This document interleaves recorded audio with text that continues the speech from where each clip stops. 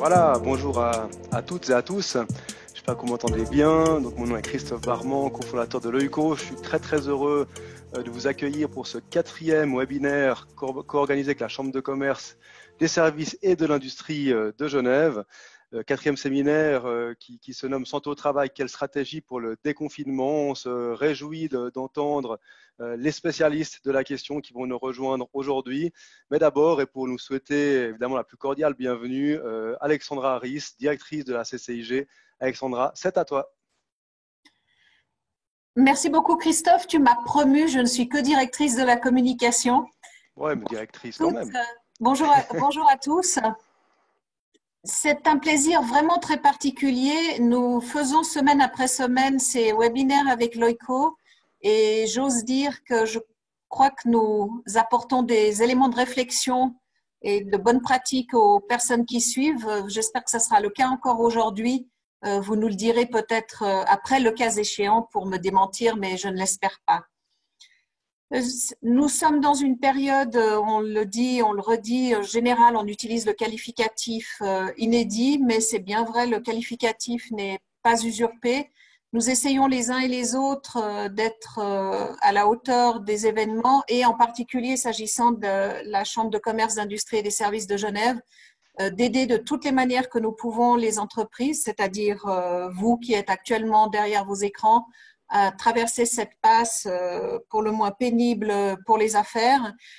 Vous l'avez peut-être vu, la Chambre a lancé hier un nouveau service qui est un accompagnement au déconfinement, qui est plus précisément un accompagnement à la mise en œuvre de vos plans de protection, dont vous savez qu'ils sont obligatoires et que leur implémentation sera par ailleurs contrôlée dans le canton de Genève par le CIRT.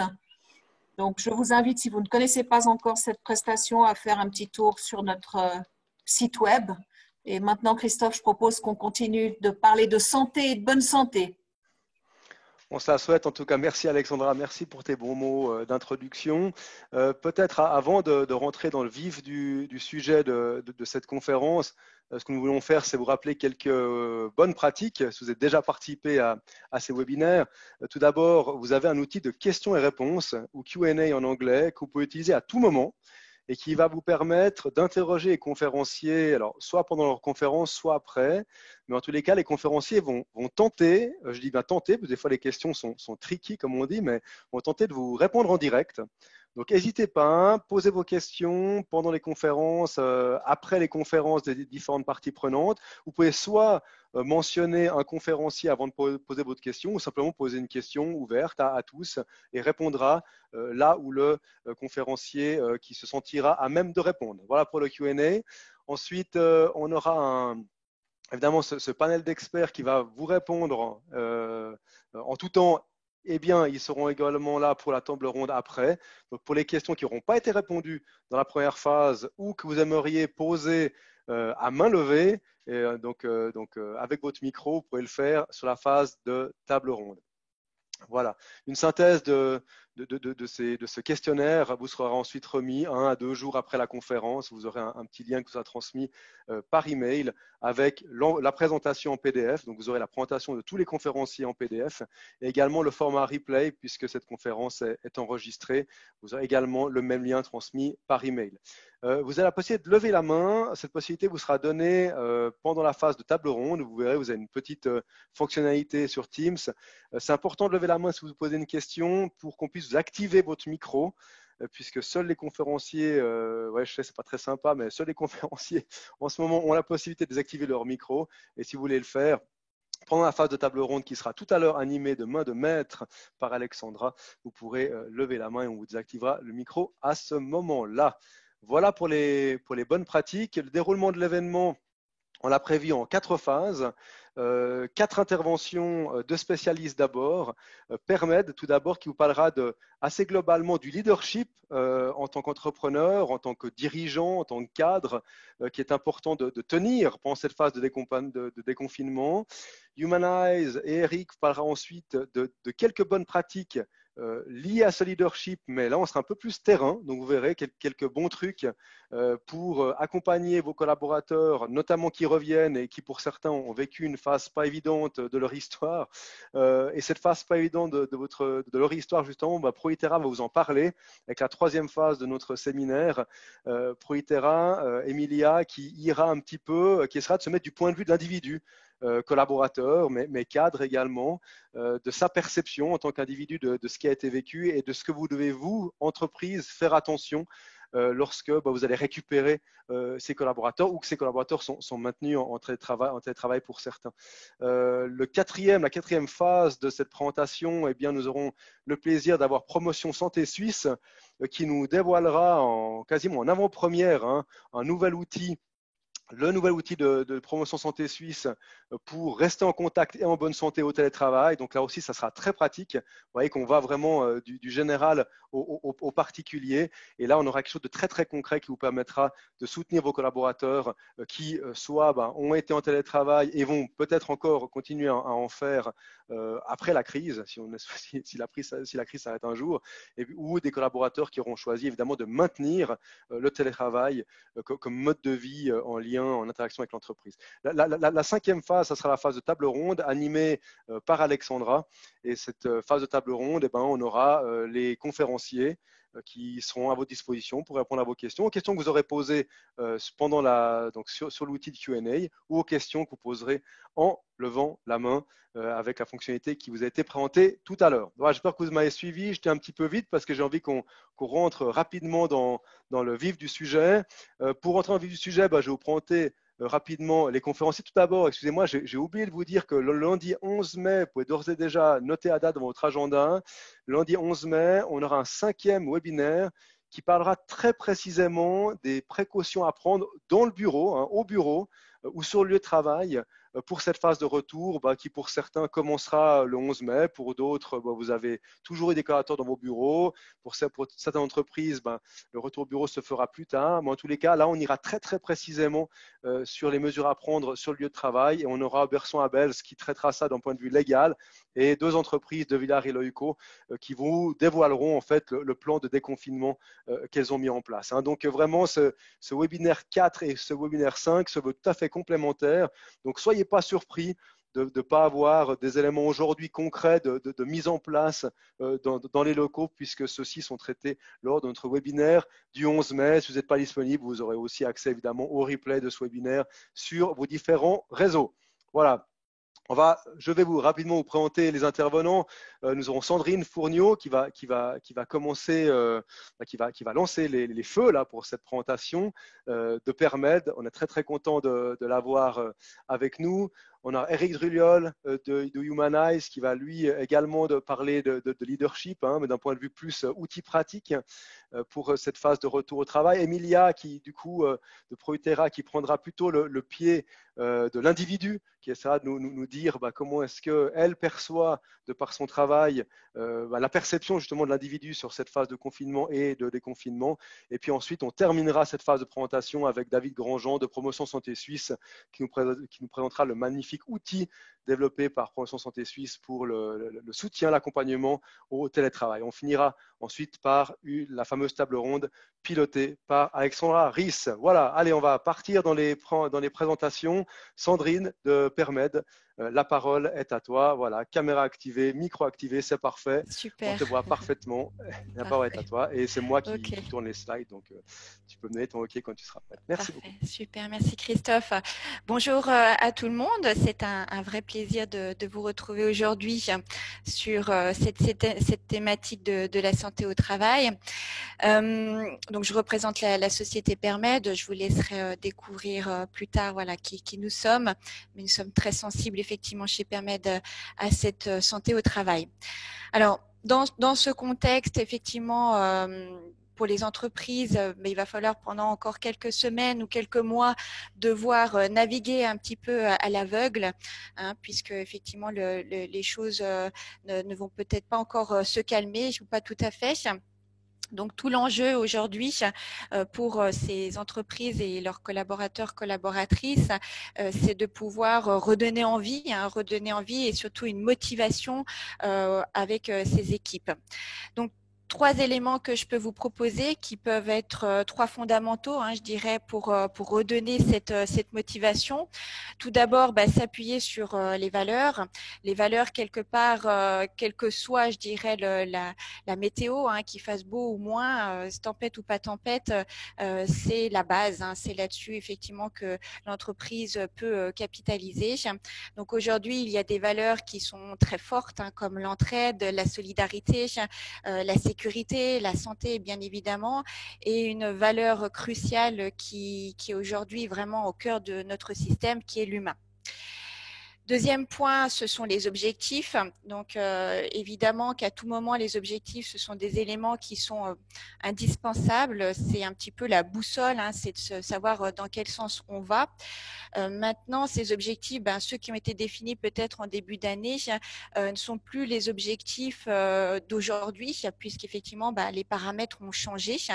Donc, il est important de pouvoir redéfinir ces objectifs, de les identifier en tenant compte de ces nouveaux changements et puis de repartir, je dirais, sur des nouvelles bases. Il est quasi impossible, je dirais, de décider de repartir comme avant. Et puis, troisième élément qui est, je dirais, le cap, la direction, c'est la vision commune, savoir dans quel sens on va. Et aujourd'hui, il peut y avoir aussi dans les entreprises, pour les collaborateurs et les dirigeants, une certaine perte de sens. Donc, il est aussi crucial de redonner un sens, de redonner une utilité et puis de concevoir une vision qui soit commune, qui soit collective, où chacun puisse s'y retrouver pour savoir justement où est-ce que l'on va ensemble.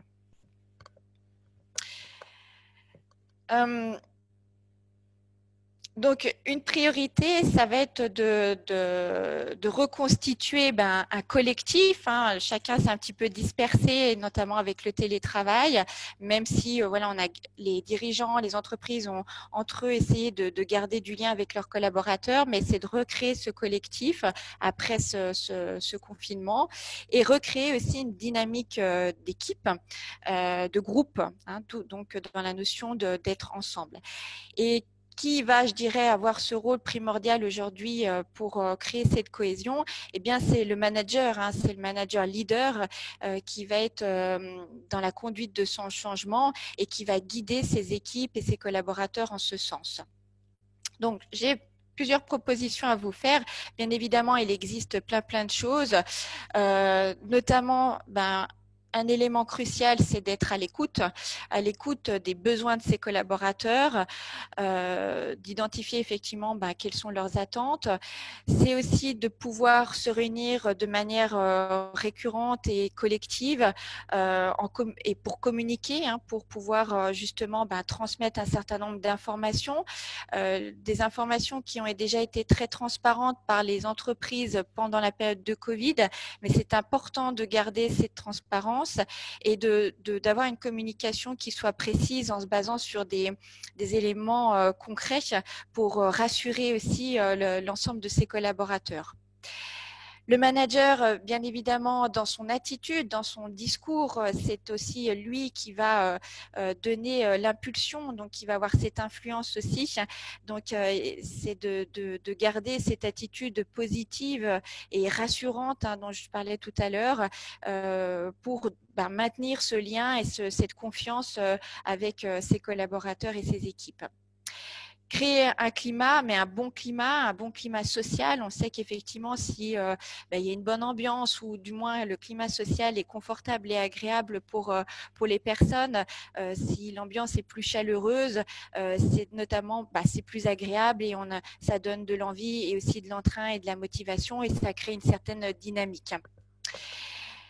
On a parlé tout à l'heure effectivement du sens. Quelque part, c'est une vision qui soit stratégique pour donner cette énergie, pour donner cette impulsion aussi qui est importante. Et puis, bien évidemment, c'est un travail en collectif, mais c'est aussi s'appuyer sur la créativité de chacun, parce que dans l'écoute des besoins ou voilà, des échanges qu'ils peuvent avoir, il va y avoir un certain nombre de choses qui vont pouvoir émerger. Et le manager leader doit vraiment avoir cette écoute active et empathique pour pouvoir définir ou voir des éléments créatifs qui vont permettre d'aller de l'avant ensemble et puis de les mettre à disposition dans l'entreprise. Aller de l'avant, hein, donc continuer, inciter à être dans l'action, à être orienté solution, à donner une dynamique et puis envisager l'avenir et se baser justement sur des succès qui ont été rencontrés déjà dans l'entreprise et puis qui ont été effectivement rencontrés aussi dans cette période, on va y revenir après, sur lesquels les équipes et puis les managers vont pouvoir s'appuyer. Donc, ces succès, effectivement, l'idée, c'est de pouvoir s'enrichir de ce qui s'est passé, de ces apprentissages. On se nourrit toujours de ce qui a été appris. Donc, c'est de pouvoir effectivement, à un moment donné, faire un bilan de ce qui a fonctionné, quels ont été les éléments qui ont marché pendant cette période, de pouvoir les identifier et de s'appuyer dessus et les utiliser finalement comme une vraie force pour donner cette impulsion pour la suite. Aussi, donc, pouvoir identifier ce qui n'a pas fonctionné. Alors, plutôt s'arrêter, je dirais, sur les causes plutôt que les conséquences, les causes de ces dysfonctionnements, et puis voir dans quelle mesure ça peut être transformé ou sur lesquels il est possible d'apporter des améliorations. Donc, l'idée, c'est d'apporter vraiment de créer un schéma post-Covid avec les succès qui ont été rencontrés et puis de les transférer dans cette nouvelle réalité professionnelle, de pouvoir capitaliser sur ces succès. Et dans l'idéal, bien évidemment, c'est de le faire tous ensemble de manière très solidaire. L'idée, en résumé, c'est de pouvoir voguer, je dirais, sur des mers qui vont être encore peut-être agitées, mais d'avoir en tout cas toutes les forces et toutes les ressources nécessaires pour garder ce cap et pouvoir maintenir ces équipes motivées et fédérées. Donc, trois clés, trois éléments, ceux qu'on a vu, la vision, les objectifs et les valeurs. L'autre point, c'est de barrer. J'utilise les termes marins. C'est le manager leader, qui va accompagner, qui va coacher ses équipes et puis qui va fédérer au travers d'un objectif ou d'un but qui soit commun. Et puis là, il y a une petite erreur, c'est pas entrer, mais c'était ancrer. Donc ancrer ses succès, ancrer ses bonnes pratiques, ancrer les bénéfices et les ressources qui ont été tirées de cet apprentissage et les exploiter de manière constructive et positive ensemble et solidaire. Voilà, je vous remercie. Merci beaucoup Sandrine, merci. Et puis alors, sans transition aucune, là, parce que le temps passe, je passe la parole du coup à Eric Druliol de Humanize. Donc voilà, on voit Eric, il est là, ton micro aussi fonctionne. Ça fonctionne, c'est magnifique. À tout à l'heure. Merci beaucoup. Bienvenue Eric, c'est à toi. Merci beaucoup Christophe, merci à tous d'être présents. Je vais vous donner 3 conseils très concrets qui viennent complètement dans la continuité de ce que Sandrine vient de nous présenter. Le premier de ces conseils concerne le télétravail parce que pour beaucoup d'entreprises, beaucoup de personnes, ça a été une grande découverte. Je partage avec vous l'exemple d'un client, d'une entreprise cliente qui a dû passer au télétravail, qui n'en avait jamais fait jusque-là et qui s'est rendu compte après quelques semaines que finalement, ça lui apportait beaucoup, que c'était super le télétravail. Et puis, ils ont décidé de le généraliser. Et la question finalement vient de là. On a découvert le télétravail, on l'a mis en place de manière un petit peu bricolée, dans l'urgence. Maintenant, le généraliser, ça va demander des pratiques beaucoup plus structurées. Et ça fait peur à beaucoup de managers qui ont besoin, pour exercer leur leadership, de voir leurs collaborateurs, entre guillemets, les avoir en visuel, toujours en surveillance quelque part. Et le télétravail leur fait peur à ces managers. Et ma recommandation est pour eux, en fait. Le télétravail ne veut pas dire arrêter de contrôler, mais ça veut dire contrôler des choses différentes. Ça veut dire passer en mode de management par objectif. Et dans le cadre de ce management par objectif, l'idée, c'est de contrôler si les objectifs sont atteints, si les délais sont respectés et si la qualité est au rendez-vous. Voilà. Donc, télétravailler ne veut pas dire échapper à tout contrôle. Manager des personnes en télétravail ne veut pas dire arrêter de tout contrôler, mais ça veut dire contrôler des choses qui sont plus liées aux délivrables qu'à la manière de délivrer. Et pour certains de ces managers qui sont inquiets de laisser le télétravail se développer, il pourrait y avoir une bonne surprise à la clé qui pourrait être que finalement, à terme, leurs collaborateurs se sentent encore plus motivés par ce mode de management beaucoup plus responsabilisant. Voilà pour ma première recommandation. On va passer à la deuxième, s'il te plaît, Christophe. Alors, ça concerne un moment clé. Ça va être ce fameux premier jour, premier pas dans le bureau, que peut-être certains ou certaines d'entre vous ont déjà fait, mais que la majorité va faire prochainement. Et là, ma recommandation, très, très simplement, c'est de considérer que toutes ces personnes qui ont été confinées en télétravail ou en RHT, etc., finalement ont été dans la position de personnes qui ont été en absence. Pourquoi je dis ça? Parce qu'on a beau avoir eu des contacts, ces contacts n'ont pas empêché que les liens se sont distendus, en fait. Les liens entre collègues, les liens avec l'entreprise, les liens avec la mission. Beaucoup de gens se posent des questions aujourd'hui par rapport à la place du travail dans leur vie, enfin plein de questions existentielles. Et ce retour va être un moment un petit peu inquiétant, pour ne pas dire angoissant. Et ma recommandation là, c'est de privilégier, de mettre beaucoup d'attention sur l'accueil. De la même manière qu'on accueille quelqu'un qui a été en absence de longue durée le premier jour de son retour, et bien là, je vous préconise vivement de consacrer une trentaine de minutes à discuter avec chaque personne de votre équipe qui revient, qui remet les pieds au bureau, pour lui poser tout simplement des questions de soutien, telles que voilà, comment tu te sens, comment tu vois le retour, qu'est-ce que je peux faire pour te faciliter ton retour, voilà. Ça peut être 20 minutes, ça peut être 40 minutes, ça dépendra des réponses, mais je vous recommande de prendre ce temps d'échange, d'écoute, au service de votre collaborateur ou de votre collaboratrice qui revient, dans l'idée de l'onboarder finalement et de le remettre ou de la remettre sur les rails. Voilà pour la deuxième recommandation, Christophe. Merci. Ma troisième recommandation prolonge effectivement quelque chose que Sandrine a également abordé, c'est de la communication interne. Actuellement, on se retrouve dans une situation où il y a beaucoup de questions, malheureusement beaucoup de questions sans réponse, et en même temps, il faut communiquer. Donc, c'est compliqué. C'est très compliqué pour les employeurs qui ne peuvent pas trop se permettre de donner des réponses erronées, évidemment, qui engagent leur crédibilité. Donc, la communication interne, je dirais en ce moment, elle est aussi importante que difficile. En même temps, ne pas communiquer parce qu'on n'a pas les réponses, c'est un problème. Pourquoi ?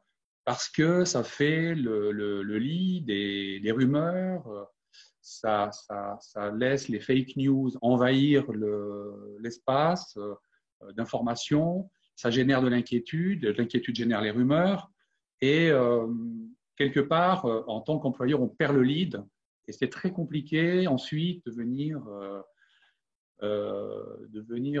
contrecarrer des fausses informations, d'essayer de rétablir une vérité. Donc, ma recommandation par rapport à ça, c'est de planifier des rendez-vous d'information, des points d'information réguliers.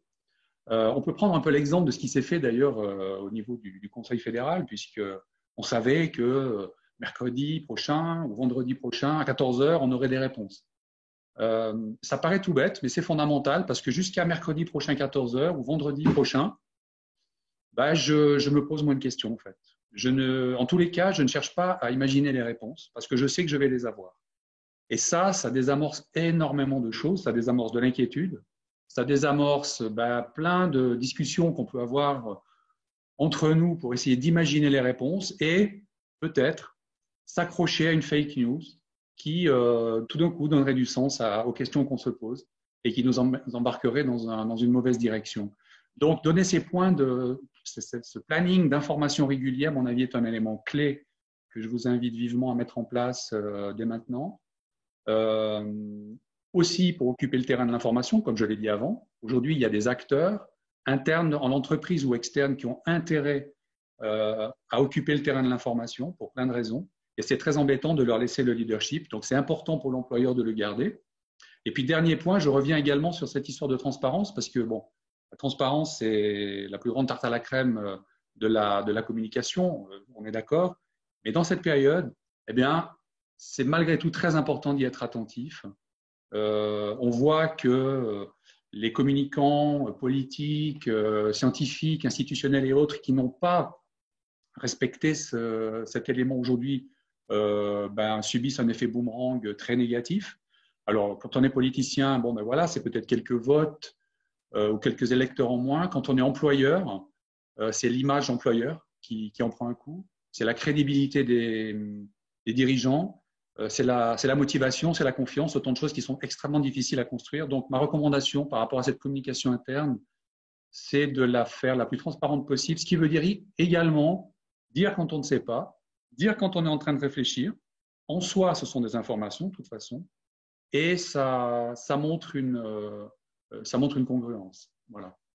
Donc, en résumé, mes 3 recommandations concrètes, plutôt pour les managers, vous l'avez compris, sont de contrôler certes, mais plus le temps de présence. En télétravail, ça ne sert à rien. Ça ne sert à rien de se faire des cheveux blancs avec ça. Il faut contrôler les délivrables, le délai, les objectifs et la qualité. Pour les prochains retours, planifier 30 minutes d'échange en se montrant à l'écoute des personnes qui reviennent et qui reviennent peut-être en traînant les pieds avec des inquiétudes ou beaucoup de questions. Et puis, pour accompagner tout ce monde et toute cette reprise, planifier des points d'information réguliers, systématiques. Voilà, merci beaucoup pour votre attention. Un grand merci, cher Eric, un grand merci pour tes bons mots. Puis on se réjouit de te voir bombardé de questions là, suite à ta présentation. Avec plaisir. Voilà, tout de suite. Donc, je rappelle aux personnes qui nous suivent, aux désormais 76 personnes qui nous suivent dans ce webinaire. On est super content de vous avoir, que vous pouvez utiliser la fonction de questions-réponses ou Q&A si vous avez votre Zoom en anglais pour poser des questions aux conférencier. Il y en a déjà une qui vient d'être posée là par Myriam. Voilà, merci Myriam. Donc n'hésitez pas, posez vos questions. Ça nous permettra de nourrir les débats tout à l'heure et également de nourrir les outputs de cette conférence avec le petit document qui vous sera remis. Voilà, il est 16h29, on est parfaitement dans le timing et je vais passer maintenant la balle, si j'ose le dire, à Emilien. J'ai vu une personne qui a levé la main, donc on passera au levage de main tout à l'heure à la table ronde. Donc gardez votre question pour tout à l'heure, voire le cas échéant, et bien poser votre question dans le Q&A. Donc Emilia Hénard de ProItera, je te propose d'activer ta caméra et ton micro. Toi, Emilia, tu vas maintenant te mettre du côté plutôt on était beaucoup du côté du leadership, de l'encadrement, de l'organisation. Et toi maintenant, Emilia, tu vas nous parler plutôt du collaborateur, de l'individu, comment est-ce que lui perçoit cette situation-là, d'abord qu'il soit collaborateur ou cadre, et quels sont finalement ce que toi tu retires du terrain, tu retires de cette expérience, hein, puisque vous gérez, vous, au sein de ProItera, des cas au quotidien. Donc on se réjouit que tu nous fasses part de ton expérience. Emilia, c'est à toi. Alors bonjour, merci pour cette participation à ce webinaire. Peut-être juste 2 mots, dire que ProItera est un service social d'entreprise et dans ce contexte-là, on peut déjà passer à la slide suivante, on intervient sur mandat des entreprises pour aider les collaborateurs dans un certain nombre de difficultés, que ce soit dans le domaine privé, professionnel ou celui de la santé. Et puis aujourd'hui, où je vais m'attacher, c'est plutôt de vous donner quelques témoignages finalement de ce que nous avons vécu lors des entretiens que nous avons eus. Pas en face à face, puisque nous étions tous en semi-confinement ou en confinement strict pour les personnes qui habitent en France voisine, et puis de vous raconter un petit peu ce que ça a pu être cette période de semi ou confinement strict. On peut déjà aussi aller à la slide suivante. Peut-être en quelques mots, c'est de se dire aussi, de se rappeler que nous sommes passés d'une situation normale où nous allions travailler quotidiennement à un confinement et où nous avons dû nous habituer très rapidement à un changement de vie radical. Et ça a été, on va dire, une période de survie ou de crise pour pouvoir s'habituer à ça. Nous nous sommes habitués, nous avons trouvé des nouvelles stratégies pour pouvoir fonctionner durant cette période de confinement et puis on a réussi à s'adapter, somme toute, très rapidement à ça. Maintenant, on va aller vers le déconfinement et on va devoir aussi trouver quelles sont nos nouvelles stratégies pour pouvoir retourner au travail. Alors, pendant cette période de confinement, comment ça s'est passé ? On a eu surtout des rendez-vous téléphoniques et aussi des visioconférences avec un certain nombre de personnes. Quelques exemples, c'est de dire qu'avant le confinement, des personnes étaient déjà en arrêt maladie longue durée. Je pense notamment à une personne qui est en arrêt maladie pour cause d'épuisement professionnel et personnel. Là, il y a une belle remise en question sur les deux volets. Et puis, pour cette personne-là, ce qui a été difficile, c'est d'avoir la difficulté finalement de se projeter dans l'avenir. Alors déjà, quand on est en épuisement, c'est difficile de pouvoir le faire. Et puis quand on commence à se relever de cette fatigue, eh bien, il s'agit d'avoir quelques projets. Et là, ça a été difficile de pouvoir le faire. Ce qui a été difficile également, c'est que cette personne souhaitait aussi pouvoir se retrouver seule pour pouvoir avoir du temps pour se remettre en question, pour pouvoir réfléchir à finalement comment est-ce qu'elle allait organiser et sa vie privée et sa vie professionnelle. Et du coup, en H24, on est en confinement, on vit avec ses enfants, son conjoint, on doit s'organiser pour faire l'école à la maison, pour s'organiser pour les repas, la vie quotidienne. Et finalement, ça, pour cette personne-là, n'a pas été tout simple.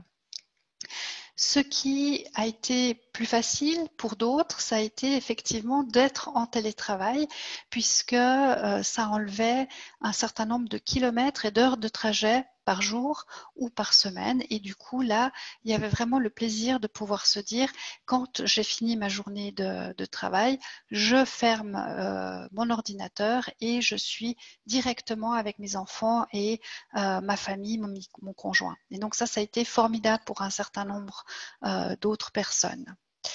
Ce qui a été plus délicat, c'est pour un jeune couple de vivre dans un appartement de taille modeste, aux abords de milieux hospitaliers, et puis finalement d'entendre les ambulances qui arrivaient pour amener les personnes au service des urgences pendant cette période de grosse crise de pandémie. Ce jeune couple aussi, finalement, a chacun son travail dans un espace réduit, en visioconférence. Et puis, pour avoir parlé avec un membre de ce couple, ça a été de dire, ah bah attendez, il faut que je me déplace parce que mon compagnon a aussi une visioconférence, ça fait trop de bruit. Et puis, de s'enfermer soit à la cuisine, soit dans une autre chambre, et puis d'être vraiment confiné en plus à l'intérieur de chez soi, ce qui n'était pas non plus toujours facile pour ce jeune couple. Et puis, il y a des choses qui sont aussi moins évidentes en télétravail. Il y a des entreprises qui ont pu moins mettre en place ce télétravail et du coup, où il y a eu des personnes qui sont allées finalement au travail un jour sur deux, aller chercher du travail sur leur lieu physiquement et puis de pouvoir le reprendre à la maison pour le travailler à domicile. Et donc, il y a eu aussi ces allers-retours avec une organisation aussi. Est-ce que c'est encore des transports en commun qui sont pris ou bien le véhicule pour pouvoir se rendre au travail ces jours-là. Ce qu'il ne faut pas oublier aussi, c'est que durant cette période de confinement, de pandémie, certaines personnes ont perdu leurs proches. Et il faut vraiment prendre la mesure de la chose, c'est que ces personnes-là n'ont pas pu aller à l'enterrement, n'ont pas pu rendre un dernier hommage aux êtres chers qu'ils ont perdus. Et puis, ça veut dire aussi qu'il s'agira pour ces personnes-là d'imaginer quelque chose, de se réunir en famille quand ce sera à nouveau possible pour rendre hommage à ces personnes disparues. Donc voilà, on est dans toutes ces configurations par rapport aux effets du confinement. Peut-être ajouter aussi que si tant est que la famille, c'est un lieu de ressourcement, ça peut être aussi un lieu qui est vécu de manière des fois plus compliquée. Et puis un dernier témoignage comme ça, où c'était une responsable qui a une vie de famille qui est difficile actuellement et qui de surcroît avait l'impression de ne pas pouvoir être en support par rapport à son équipe parce qu'elle avait en plus une liaison internet qui était absolument très faible et du coup elle manquait tout ce qui était téléphone, visioconférence parce que c'était vraiment épouvantable de pouvoir maintenir le lien. Et puis, je notais également que nous sommes dans cette période de confinement dans un manque de contacts sociaux. Ça veut dire aussi qu'on a perdu le plaisir de se retrouver, de se toucher, de pouvoir être en lien visuellement et physiquement. Et ça, c'est aussi un des effets du confinement.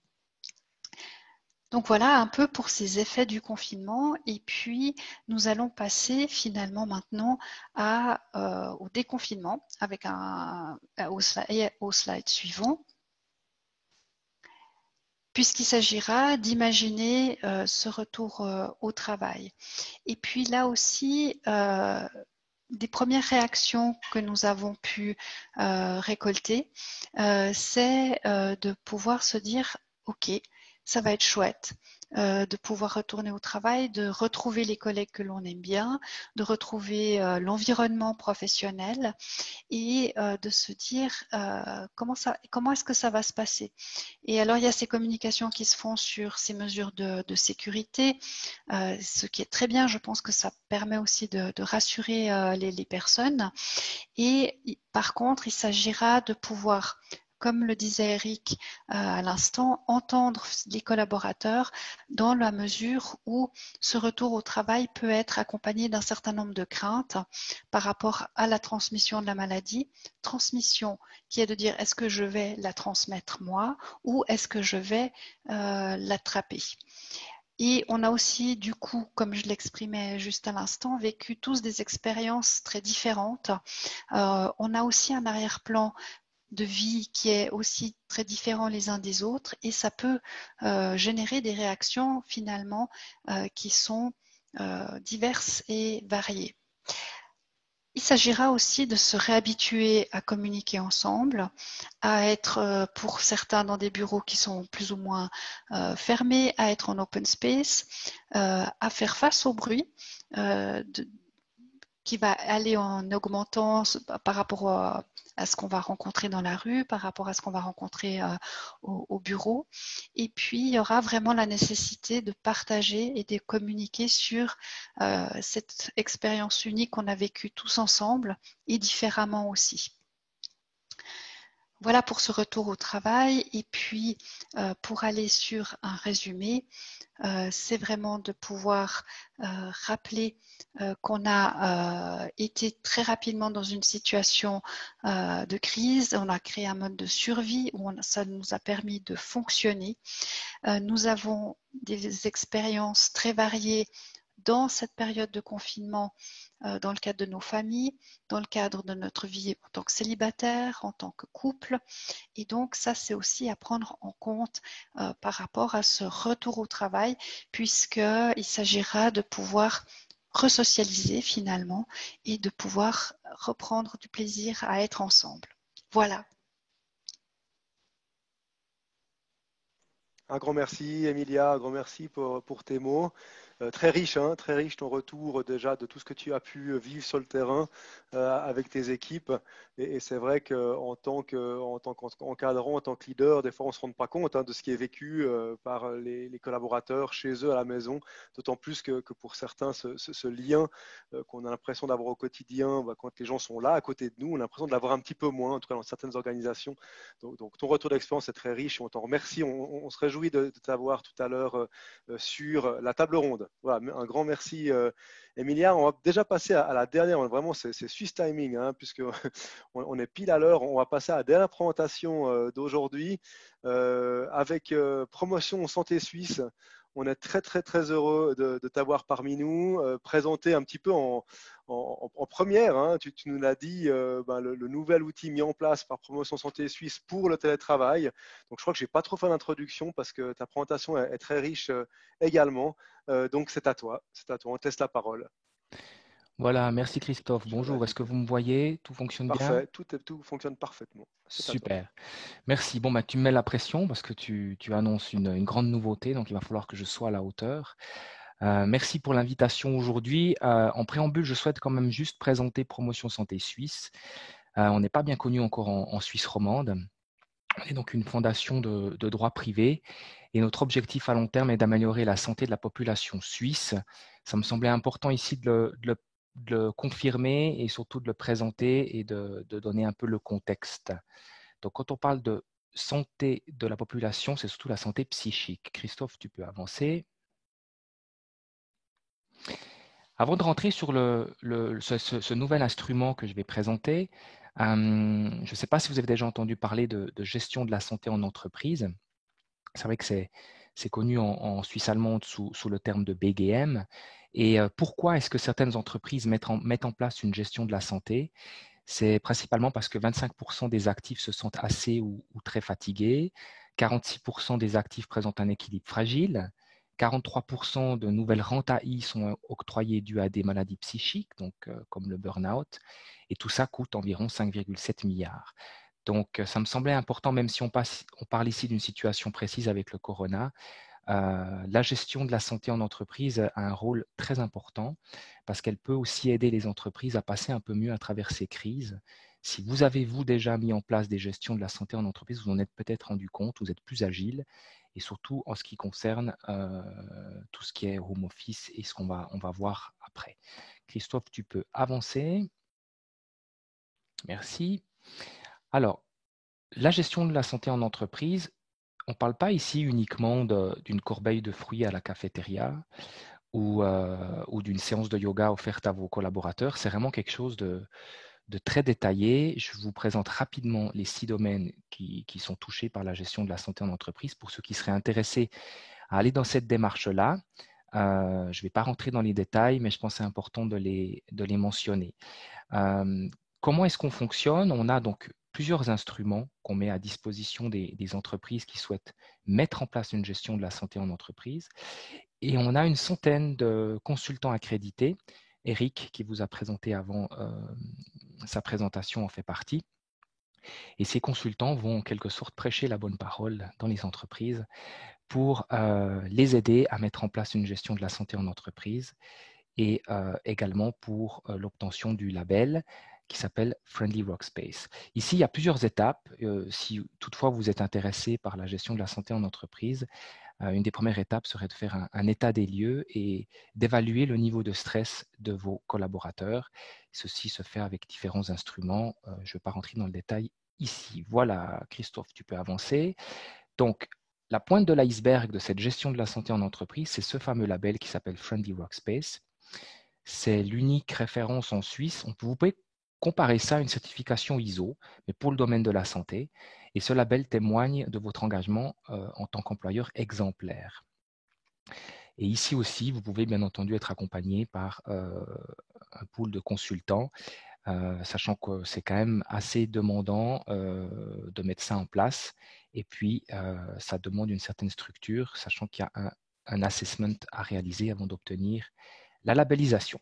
Voilà, j'en ai fini pour le contexte et on va passer directement sur ce fameux produit TeamTime qui a été développé en 5 semaines. C'était un gros travail chez nous. Et ce que je tiens à préciser, c'est qu'on en a beaucoup entendu parler de ce home office ces dernières semaines. Et ici, on ne parle pas uniquement d'une solution pour répondre à la situation de crise qu'on a connue, mais on le voit plus aussi comme quelque chose que vous pouvez peut-être utiliser dans le long terme. Eric l'a mentionné avant, des entreprises n'ont jamais connu le home office et sont peut-être en train de se poser la question maintenant de le mettre en place un peu plus sur le long terme. Personnellement, moi, j'aurais une recommandation. Je pense que c'est bien de trouver un bon mix entre une présence physique et une présence télétravail. Et ça, c'est vraiment chaque entreprise qui peut choisir en fonction aussi de ses objectifs. On ne peut pas non plus faire du travail dans tous les domaines, bien entendu. Le produit s'appelle It's Team Time pour ceux qui veulent aller, après cette présentation, vérifier sur le site internet. Christophe, tu peux aller de l'avant. Le contexte, je voulais un petit peu brosser. L'idée, il est de resserrer les liens de l'équipe. On a fait plusieurs interviews avec des entreprises en Suisse, Suisse alémanique et Suisse romande. Et on s'est rendu compte que beaucoup de dirigeants souffraient du manque de liens du télétravail. Ils ont tous admis que ça fonctionnait assez bien, mais ils n'avaient plus ce fameux contrôle sur leurs employés et ils perdaient le lien social. Et c'est ce qu'on veut essayer avec ce produit Team Time de résoudre. Tu peux aller de l'avant, Christophe. Vous avez ici le pourquoi et le comment, ainsi que la vision. Team Time favorise le bien-être mental. Et surtout, ce qui est important pour vous de savoir, c'est que Team Time montre ce que signifie le bureau à domicile 2.0. C'est comme ça qu'on le prénomme et vous avez en dessous le pourquoi de cette solution. Voilà. C'est bon, Christophe. Alors, de quoi est composé ce fameux produit Team Time? La première composante est une plateforme. C'est une plateforme, vous pouvez la visiter, il n'y a pas de login. C'est un espace pour l'équipe, pour votre équipe, que vous pouvez personnaliser. Vous pouvez référencer les différents membres de votre équipe et vous avez à disposition des outils interactifs comme le Smiley Wall, le Thank You Wall, le Test Home Office, ainsi que certains défis qui vont être intégrés pour créer une dynamique au sein de l'équipe.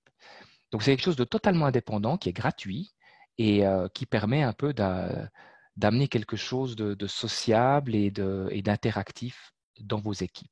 Et surtout avec des recommandations pour ceux qui n'avaient pas encore testé le home office pour aussi bien le gérer. Le prochain slide. Et je dirais que le gros plus de ce nouvel outil Team Time, il est dans le coffret que je vous montre ici.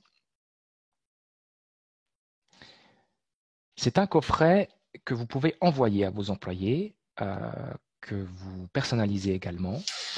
Vous pouvez aussi y ajouter le logo de votre entreprise et ça amène justement cette dimension un peu plus humaine que vous avez perdue avec vos employés qui sont au home office.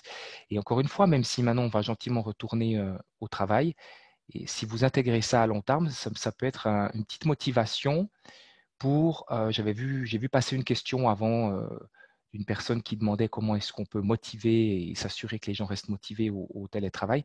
Ben, je pense qu'en les intégrant et en amenant quelque chose d'un peu personnel, ça peut être une belle source de motivation. Et puis ici, c'est aussi une certaine reconnaissance envers le travail qu'ils font. Donc, je vous présente juste ici le coffret, il y a l'adresse devant. Et quand la personne reçoit ça à la maison, au nom de son entreprise, elle a une carte ici avec un message personnalisé que vous pouvez faire vous-même pour les remercier typiquement de l'engagement qu'ils ont au sein de l'entreprise. Vous avez une carte qui explique les différentes composantes. Pardon ? Que tu montais, tu étais un peu trop bas avec le coffret, on voyait pas. Ok, bien, parce que je ne vois pas ma vidéo. Remonter un petit peu. Ouais. Là, c'est bon. Ouais, là, on voit qu'il y a un coffret. Voilà, le coffret, merci. La carte. Et à l'intérieur, on y trouve quelques cartes postales qui vous permettent d'envoyer des messages personnalisés à vos collègues ou à vos employés. Et vous avez une multitude de petites cartes que vous pouvez utiliser chaque jour avec des petits thèmes vous permettant à vous structurer dans votre journée au travail. Et vous trouvez également quelques sachets de thé pour les gens qui auraient envie de prendre un petit moment ensemble pour boire un thé. Voilà, donc c'est quelque chose de très, très simple d'utilisation et surtout qui a pour but de socialiser et d'aider les équipes à collaborer ensemble avec ce fameux home office. Voilà. Christophe, tu peux avancer. Et pour revenir sur cette plateforme, je pense qu'il y a quelque chose qui est vraiment chouette que moi j'ai pu découvrir aussi, c'est de définir votre profil de home office. On a tous notre façon de travailler. Si je prends mon exemple, j'ai besoin de structure. J'aime bien séparer vie professionnelle avec vie privée. Donc, en fonction du test que j'ai rempli, la plateforme m'a donné des recommandations pour gérer au mieux ma journée. Et je vois le reste de mon équipe, je vois où ils se situent, et ça me permet aussi de connaître les différents collaborateurs avec qui je travaille et d'adapter peut-être un peu la façon dont je collabore avec eux quand ils sont à la maison. Voilà, et ça c'est également gratuit, je tiens à le préciser. Je ne l'ai pas dit avant sur le coffret, c'était noté sur la présentation, mais le coffret coûte 19,50 francs par coffret. Donc, si vous devez l'envoyer à un nouveau collaborateur ou à plusieurs collaborateurs, sachant qu'il y a les frais de transport qui sont inclus, bien entendu. Voilà, on arrive ici au résumé. Les avantages pour vous et surtout pour vous en tant qu'équipe qu'on a voulu mettre en avant avec ce nouvel outil, c'est d'essayer de gérer la proximité malgré la distance, qui était vraiment un des gros challenges, surtout pour ceux qui n'avaient jamais expérimenté le home office. Recharger les batteries, quelquefois, c'est vrai que, je ne sais pas si ça vous est arrivé, mais le fait d'avoir beaucoup de vidéoconférences dans la journée, c'est extrêmement fatigant. On peut même des fois se perdre un peu. Ça m'est arrivé d'arriver en fin de journée en étant même plus fatigué que si j'étais au bureau. On doit beaucoup se concentrer et voilà, des fois il faut gérer son temps et gérer aussi son énergie, donc recharger les batteries avec quelques petits challenges intéressants pour l'équipe. Parler de bien-être, avoir le droit de parler de bien-être dans l'équipe. Comme vous savez, on met beaucoup l'accent sur la santé psychique et ici ça nous semble primordial. Faire un petit focus sur les atouts de l'équipe, se concentrer sur les réussites également, et puis être là les uns pour les autres. Voilà, j'ai montré avant une petite carte postale. Ça peut être sympa d'envoyer une petite carte postale à une de ses collègues pour aussi amener un peu d'humanisme à travers tout ce numérique que l'on a beaucoup digéré ces derniers temps. Voilà, j'arrive au bout. Merci Christophe, merci encore de nous avoir accueillis en tant que Promotion Santé Suisse. C'est vrai qu'on est un petit peu moins connu en Suisse romande et on se réjouit de la suite de ce webinaire. Merci, cher David. Merci pour ton temps. Merci aussi d'avoir réservé la primeur en Suisse romande, la présentation de ce produit.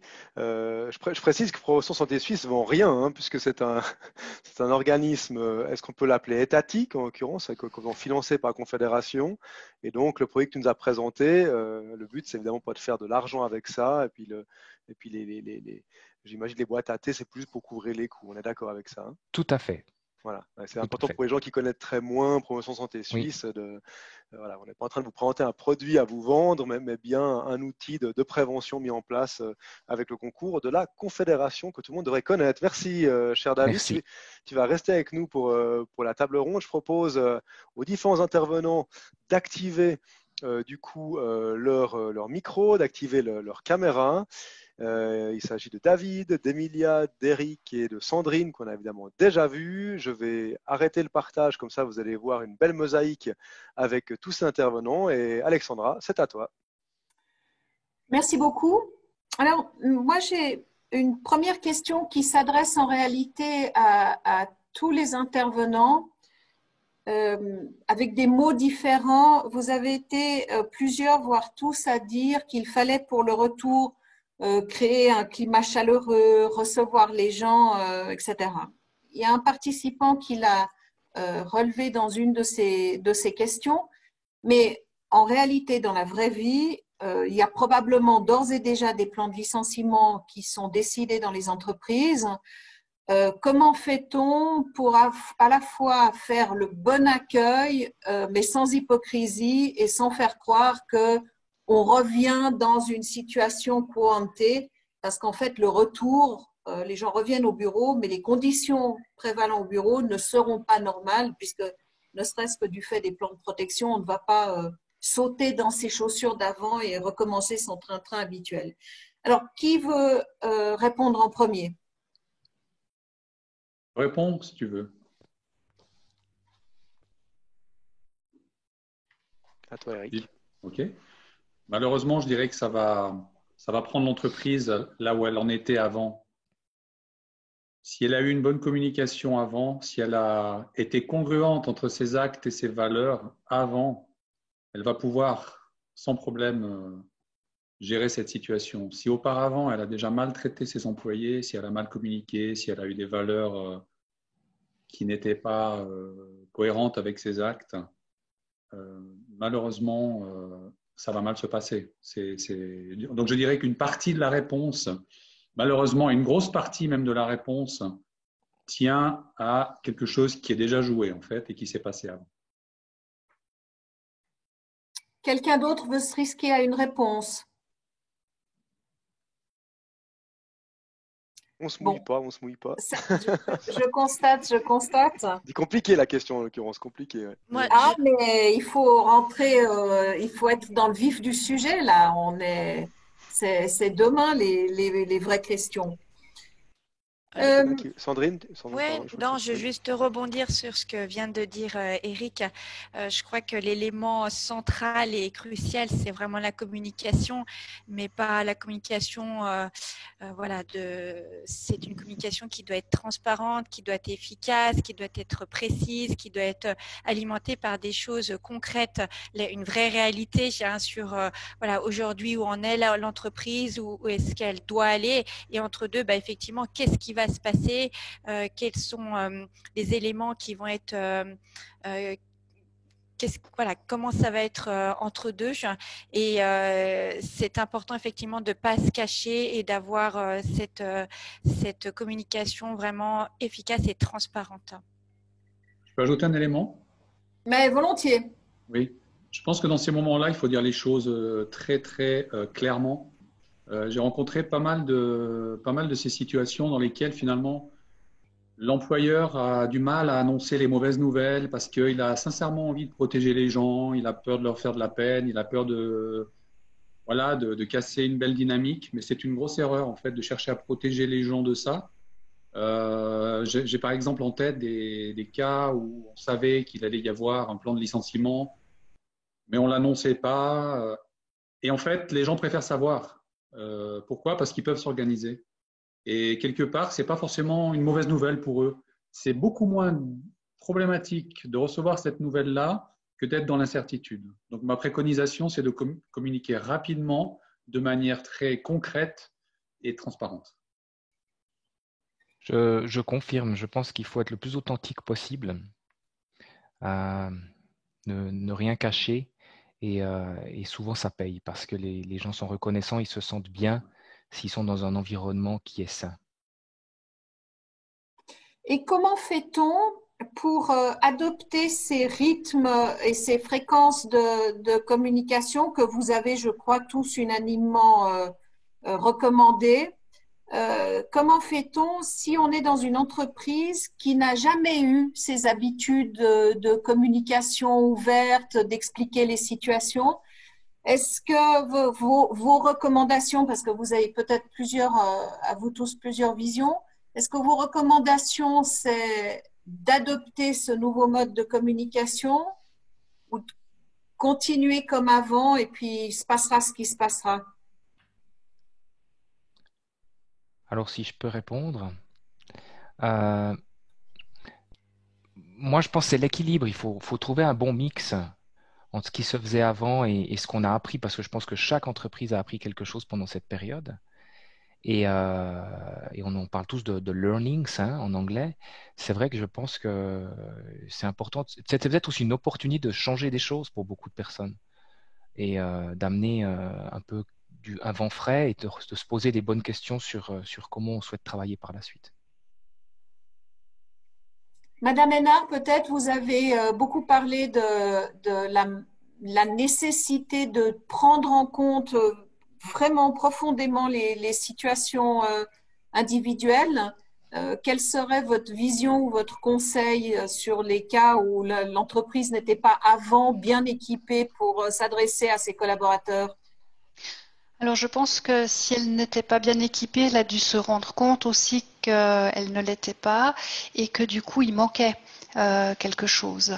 Et aussi pour avoir échangé avec d'autres responsables et dirigeants d'entreprise, ça a été de dire, il y avait la prise de conscience de dire il va falloir qu'on fasse des événements où on va pouvoir se réunir, en tenant compte aussi des prescriptions qui sont en cours de route aujourd'hui, et puis que ça allait peut-être être plus quelque chose par petite entité, par petit groupe, pour pouvoir recréer cette communication, cet accueil, et puis de pouvoir retrouver finalement cette cohésion. On parle de créativité, on parle d'inventivité aussi. Je pense que c'est aussi en lien avec l'identité propre de chaque entreprise et puis des responsables, des dirigeants dans ces entreprises qui vont pouvoir aussi donner cette impulsion et je pense qu'ils vont être suivis par leurs collaborateurs. Merci. Nous avons une question d'un participant pour David Grandjean. Pourquoi vous êtes-vous concentré sur la santé psychique et ne pas avoir inclus la santé physique? Parce que c'est le mandat qu'on a reçu, c'est le mandat pour lequel, je m'excuse, ça c'est les joies du home office, voilà. Parce que c'est le mandat qu'on a, c'est la raison pour laquelle on travaille tous, donc c'est vraiment un mandat de la Confédération et également donc de la Fondation de travailler sur la santé psychique. Il y en a d'autres qui s'occupent de la santé physique, mais c'est pas notre cas, c'est pas notre rôle. Votre mission est donc bien déterminée, bien. Tout à fait. Oui, tout à fait. Est-ce que l'un de vous dispose ou a connaissance de statistiques sur la perception du télétravail, que ce soit par les employés ou par les employeurs? Est-ce que c'est quelque chose qui a été mesuré ces dernières semaines, que ce soit en Suisse ou ailleurs dans le monde d'ailleurs?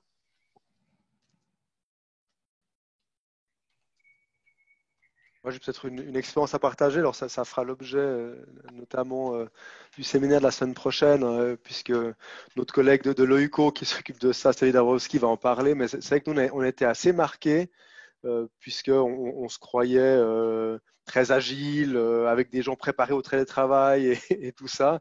Et en fait, on était très, très marqués de voir que suite à un questionnaire qu'on a fait la semaine dernière, que sur à peu près une centaine de collaborateurs, on avait en tout cas 30% des collaborateurs qui étaient impactés moralement par ce télétravail à 100%. Donc nous c'était déjà, en tout cas moi, c'était une grosse surprise, honnêtement. Et puis, on avait 40% des répondants qui se disaient souffrir de maux, que ce soit de maux de dos, de temps en temps de maux de tête, du fait, alors évidemment, des postures certainement répétitives toute la journée, mais évidemment 10 heures devant enfin 8, 9 à 10 heures devant un écran, et puis forcément des postes de travail en termes d'ergonomie certainement pas toujours adaptés, quoi. Et c'est vrai que nous, d'apprendre ça, franchement, c'était honnêtement un choc. Et donc, on y travaille maintenant, évidemment. Mais voilà, c'est une stat dont aujourd'hui on dispose, en tout cas, chez l'OICO. Merci beaucoup. Je suis sûre qu'on va voir dans les prochains mois fleurir ce type d'études parce que ça sera vraiment fondamental pour la poursuite, pour les entreprises qui vont souhaiter continuer dans cette voie. Une question a été posée, je crois, il y a déjà quelques minutes. L'un de vous a-t-il des outils de communication à conseiller? Alors, Monsieur Durulliol, par exemple, pour le retour, vous parliez de la vidéo. Est-ce que, selon vos expériences, est-ce que vous avez pu pratiquer les uns et les autres? Qu'est-ce que vous diriez? Dans quel but par rapport à quel sujet? quels sont les bons outils à utiliser maintenant parce que mettre 30 personnes dans une salle, ben, c'est pas demain la veille qu'on va pouvoir le faire pour leur parler. Donc, il y a de la communication écrite, il y a du live par vidéoconférence, il y a vraisemblablement de la vidéo. J'ai compris mais j'ai peut-être mal compris que c'est ce que vous suggériez. Donc, quelles sont vos recommandations ou vos outils préférés? Dans la période actuelle, je pense premièrement, il y a des informations très concrètes de protection. Comment rendre ce plan de protection digeste et faire en sorte qu'il soit appliqué. Et pour ça, je pense que les meilleurs outils sont les films d'animation ou la vidéo. Oui, alors, ok, mais c'est long à faire et puis c'est cher. Donc, si je suis une petite PME de 15-20 personnes, comment je fais? Il faut écrire, tout simplement. C'est une communication écrite qui doit de nouveau quand même aussi tenir compte des pratiques et de la culture. Si je m'adresse à des gens qui n'ont pas l'habitude de lire ou qui ne maîtrisent pas bien la langue, par exemple française, ici à Genève, je ne dois pas écrire des longs textes, je dois privilégier des images. Voilà, ce qui compte, c'est pas d'avoir rédigé son document, c'est l'impact qu'il va avoir. Et puis pour ça, il faut tenir compte de son auditoire, toujours. Voilà. Maintenant, faire un film d'animation, c'est pas forcément quelque chose de très onéreux, honnêtement. Et je pense que c'est un excellent investissement dans la période actuelle. Merci, Madame Hénard. Votre micro. Oui, un complément, c'est de pouvoir dire qu'il faut pouvoir aussi le discuter, suivant la taille aussi de l'entreprise et comment ça peut être discuté. Un chef de sécurité me disait au début du confinement, j'ai mis en place un certain nombre de mesures de sécurité et puis il y a tout ce qui tient aussi à la perception et à l'interprétation propre de chacun de nous. Et il y a une question aussi de pouvoir redire les choses, de pouvoir les reclarifier au fil des jours qui vont également arriver, puisqu'on est, je rappelle, quand même dans une période de stress que nous avons tous vécu, et puis que ce n'est pas forcément simple de pouvoir en sortir, parce qu'on est perturbé, on a des manques de concentration, on a tout à coup des idées comme ça qui nous passent à travers l'esprit et on perd le fil de ce qui a pu être dit. Donc, redire les choses, le dire simplement, effectivement, et puis, quand c'est possible, pouvoir discuter pour que ça fasse sens aussi par rapport à la taille de l'entreprise et par rapport aux mesures qui ont été prises. Merci. Madame Fourniot? Oui, je voulais juste rajouter par rapport aux outils, aux supports. C'est vrai qu'effectivement, nous, on est une petite structure, donc je rebondis sur l'idée que tout le monde n'a pas les moyens en termes de communication. Maintenant, voilà, des capsules vidéo, c'est avec un simple smartphone peut aujourd'hui permettre de communiquer de manière simple et efficace, sans être un professionnel de la communication, par exemple. Et puis, des choses comme Instagram, voilà, créer quelque chose peut-être au niveau de l'entreprise sur lequel il peut y avoir une communication simple, rapide et efficace et qui soit visible et reçue par tout le monde. Ce sont des propositions. Après, il existe plein d'autres choses, mais par exemple. Bien sûr. Nous avons Je voulais juste rajouter un élément en complément de ce qu'a dit Emilia. Je pense qu'effectivement, le fait de pouvoir discuter des informations qui sont diffusées, c'est vraiment un élément clé. Et ma recommandation par rapport à ça, c'est d'impliquer le plus possible le management. C'est vraiment son rôle à ce moment-là, d'aller vérifier que l'information est passée, s'il y a des questions et d'y répondre. Alors, précisément, je crois que c'est un point que je vais vous demander tous les deux, et les deux autres intervenants aussi, le cas échéant, d'approfondir un petit peu. Une participante nous demande justement comment accompagner les managers sur qui pèsent ces attentes des collaborateurs d'une part et de la hiérarchie d'autre part. Je pense que c'est une bonne question parce que les managers, ils avaient beaucoup de pression avant et maintenant ils en ont encore plus. Et on oublie au passage que ce sont aussi des employés finalement et qu'ils ont peut-être les mêmes stress, les mêmes questions, les mêmes résistances que tous les autres employés. Donc ils ne peuvent pas tellement faire état devant leur équipe Et donc, ma préconisation, c'est de privilégier dans cette période l'accompagnement des managers eux-mêmes. Ça veut dire faire tout ce qu'on a dit par rapport aux employés, mais pour les managers. Les écouter, discuter avec eux, savoir comment ils vont, est-ce qu'ils sont prêts ou pas, de quoi ils ont besoin. Et c'est de ça, à mon avis, que dépendra en grande partie la qualité du travail que ces managers-là vont faire ensuite avec leurs équipes. Oui, Madame Fourniot. Oui, le manager, quelque part, il a le mauvais rôle, hein, parce que lui, il est pris entre deux, entre une direction et puis l'équipe. Donc, il est un peu comprimé entre deux. Puis, comme disait Eric, effectivement, lui aussi, il a vécu des choses qui ont un impact aussi sur lui. Donc, ce qui émane, je dirais, qui va influencer aussi le manager, c'est sa direction. Ce sont eux aussi qui doivent l'accompagner en ce sens et l'intégrer dans les discussions collectives ou la nouvelle stratégie d'entreprise, la stratégie RH. Il doit être aussi complètement intégré dans cette stratégie pour pouvoir lui-même intégrer, je dirais, voilà, là où on veut aller avec l'entreprise, prendre confiance aussi et pouvoir ensuite le transférer avec ses équipes et inspirer ou instaurer cette confiance aussi avec cette équipe. Si lui-même il est en confiance, derrière l'équipe va pouvoir le suivre et il va pouvoir fédérer et les impliquer à nouveau dans cette nouvelle stratégie ou ces nouveaux objectifs. Et moi, j'ai l'exemple d'une entreprise qui a mis en place une gestion de la santé justement en place, qui pour les managers ont mis en place une hotline pour les aider en cas de grosses difficultés, et ils leur ont mis aussi en place une multitude de recommandations pour qu'eux-mêmes soient en effet bien pilotés et qu'ils arrivent à bien répandre la bonne parole au sein de leur équipe. Je pense que c'est vraiment primordial, ça. Merci. Un participant a levé la main. Eric, je vais vous donner la parole. Nous sommes très très proches de la fin du temps imparti. Je vais vous donner la parole. Je vous demanderai si vous voulez bien d'être bref dans votre intervention. Je n'ai pas compris. Non, c'est un autre Eric, c'est un Eric participant, voilà, qui a levé la main. Je vous ai donné l'accès au micro. Bonjour, vous m'entendez? Oui. Oui. Je voulais simplement faire un commentaire sur ce que M. Druviol, Mme Fourniot et Mme Hénard ont dit précédemment concernant la communication et les managers dans le cadre du retour en entreprise. L'OMS a émis des prescriptions, par exemple, sur l'indice de masse corporelle et les facteurs de risque de certaines personnes.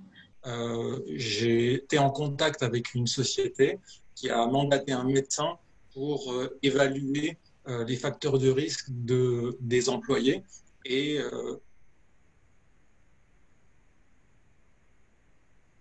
Le micro est coupé.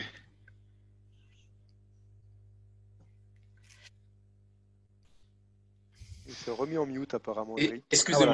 Voilà, c'est bon. Voilà, donc, a mandaté un médecin pour aider les employés à identifier leurs facteurs de risque.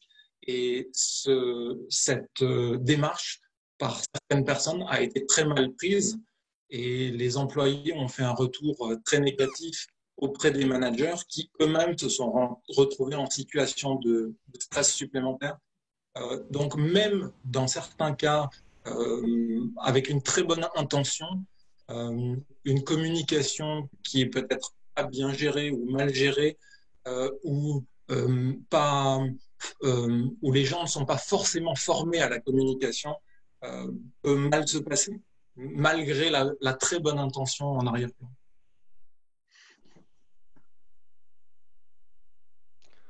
Alexandra, on ne t'entend plus apparemment. On ne t'entend plus. Voilà. Bah écoute, Alexandra, je pense que c'est fait exprès, quoi. C'est le destin, quoi. Parce que vu qu'il est 17h15, j'imagine que qu'on a dû te couper la chic, mais en tout cas, c'est technique, on n'a pas fait exprès, hein. En tout cas, merci Eric de votre intervention, merci bien.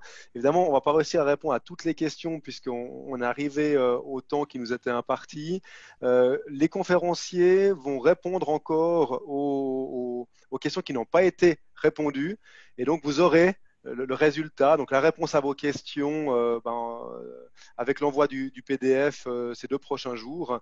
Les conférenciers ont également accepté de partager leurs coordonnées. Donc, vous pourrez, si vous le souhaitez, les contacter directement pour poser vos questions et faire en sorte évidemment que personne soit frustré à la fin de cette conférence. Voilà, j'espère que vous voyez mon écran.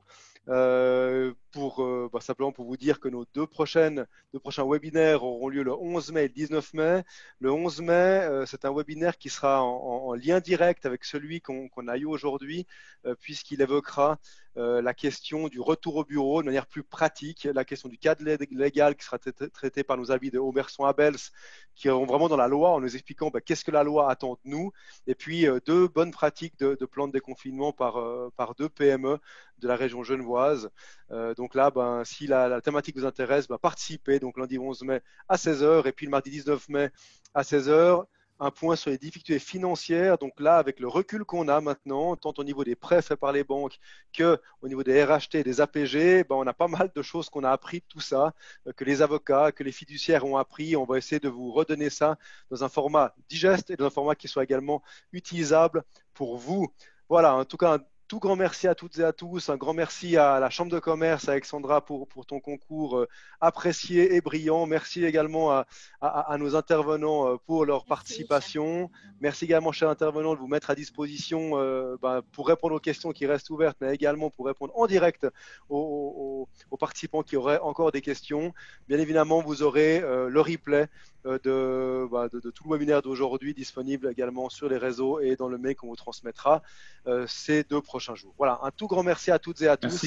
Et puis, portez-vous bien, soyez en santé, restez en santé et si possible, profitez tant que ce puisse de ce déconfinement parce que je crois qu'on en a tous besoin. Voilà, à bientôt. Merci à beaucoup. Bientôt. Merci. Belle soirée. Au revoir. Merci. Au revoir.